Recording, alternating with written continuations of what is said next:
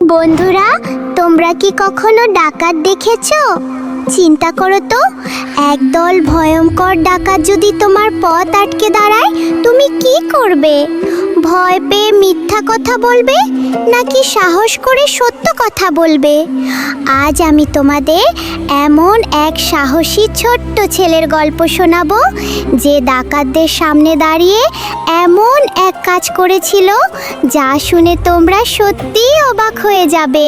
চলো রোবট নূরের 3D হলোগ্রামে সেই পুরনো দিনে ফিরে যাই। অনেক অনেক দিন আগের কথা।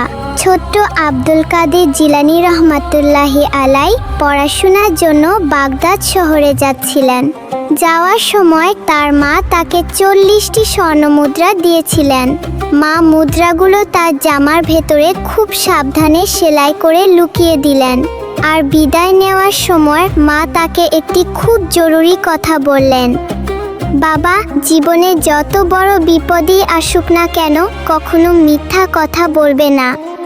ছোট্ট আব্দুল কাদের মায়ের এই কথাটি মনে গেঁথে নিলেন।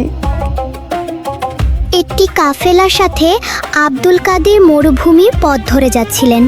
হঠাৎ একদল ভয়ঙ্কর ডাকাত এসে তাদের পথ আটকে দিল। তারা কাফেলার সবার কাছ থেকে সব কিছু কেড়ে নিতে লাগলো।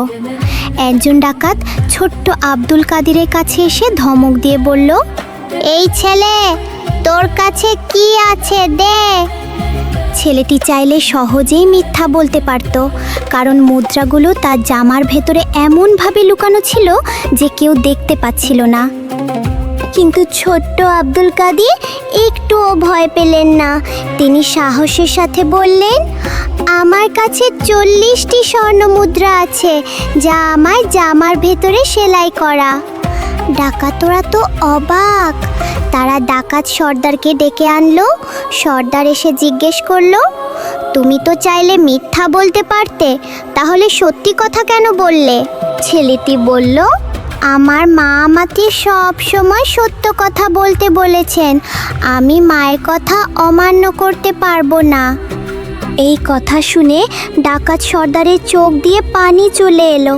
সে ভাবলো, এই ছোট্ট ছেলেটি তার মায়ের কথা এত সুন্দরভাবে মানছে, আর আমি সারা জীবন আমার সৃষ্টিকর্তা আল্লাহর হুকুম অমান্য করে মানুষের সম্পদ লুট করছি। ডাকাত সর্দার সাথে সাথে তার সব খারাপ কাজ ছেড়ে দিয়ে ভালো মানুষ হয়ে গেল। দেখেছো বন্ধুরা, সত্য কথা বলার শক্তি কতটা বেশি। নবীজি সাল্লাল্লাহু আলাইহি ওয়াসাল্লাম বলেছেন, সত্য মানুষকে মুক্তি দেয় আর মিথ্যা মানুষকে ধ্বংস করে। সহিহ বুখারী হাদিস নম্বর 6094। তাই আমরা সব সময় সত্য কথা বলবো, ঠিক আছে?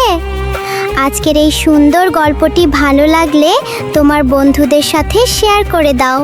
আর এমন আরও ইসলামিক কার্টুন দেখতে আমাদের রুফায়দার পাঠশালা সাবস্ক্রাইব করতে ভুলো না কিন্তু। আল্লাহ হাফেজ।